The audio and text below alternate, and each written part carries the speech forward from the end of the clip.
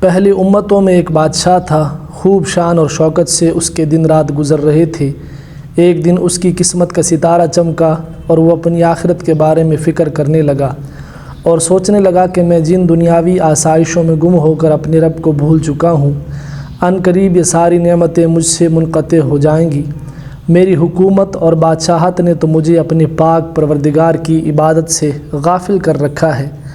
چنانچہ وہ رات کی تاریکی میں اپنے محل سے نکلا اور ساری رات تیزی سے سفر کرتا رہا۔ جب صبح ہوئی تو اپنے ملک کی سرحد عبور کر چکا تھا۔ اس نے ساحل سمندر کا رخ کیا اور وہیں رہنے لگا اور وہاں اینٹیں بنا بنا کر بیچتا۔ جو رقم حاصل ہوتی تھی اس میں سے کچھ اپنے خرچ کے لیے رکھ لیتا اور باقی سب صدقہ کر دیتا۔ اسی حالت میں اسے کافی عرصہ گزر گیا۔ بالآخر اس کی خبر اس ملک کے بادشاہ کو ہوئی تو اس بادشاہ نے پیغام بھیجا کہ مجھ سے آ کر ملو، لیکن اس نے انکار کر دیا اور بادشاہ کے پاس نہ گیا۔ بادشاہ نے پھر اپنا قاصد بھیجا اور اسے اپنے پاس بلوایا۔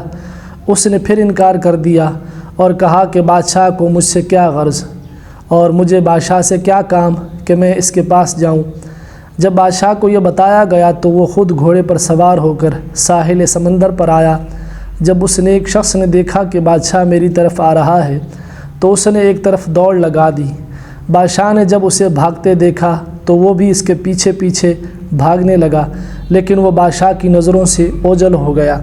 جب بادشاہ اسے نہ ڈھونڈ سکا تو بلند آواز سے کہا، اے اللہ کے بندے، میں تجھ سے کچھ بھی نہیں کہوں گا، تو مجھ سے خوف زدہ نہ ہو، میں تجھ سے ملاقات کرنا چاہتا ہوں۔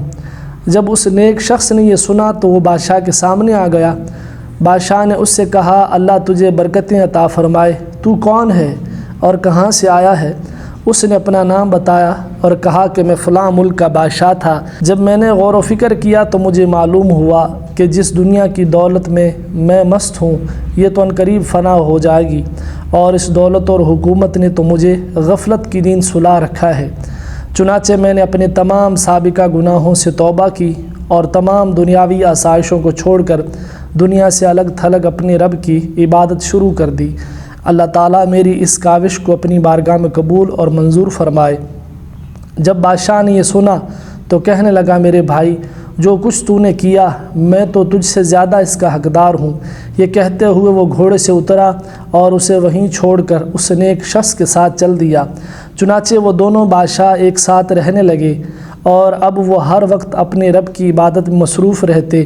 انہوں نے دعا کی کہ اے ہمارے پروردگار، ہمیں ایک ساتھ موت دینا۔ چنانچہ ان دونوں کا ایک ہی دن انتقال ہوا اور ان کی قبریں بھی ایک ساتھ ہی بنائی گئیں۔